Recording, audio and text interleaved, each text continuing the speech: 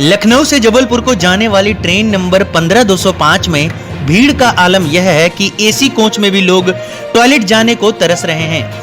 ऐसे में स्लीपर व जनरल कोचों की स्थिति को शब्दों में बयान कर पाना असंभव है। यह वीडियो रागौल स्टेशन की है, जहां भीड़ के कारण यात्रियों को उतरना मुश्किल था।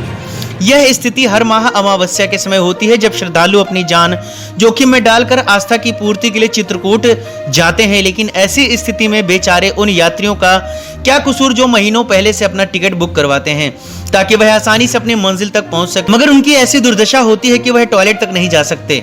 बूढ़े, बच्चे और महिलाओं तक को ऐसे बैठने पर मजबूर होना पड़ता है जैसे उनको एक जगह पर रस्सी से बांध दिया गया हो। इसलिए कहते हैं, देश को वंदे भारत ट्रेनों से ज्यादा सवारी गाड़ियों की जरूरत है।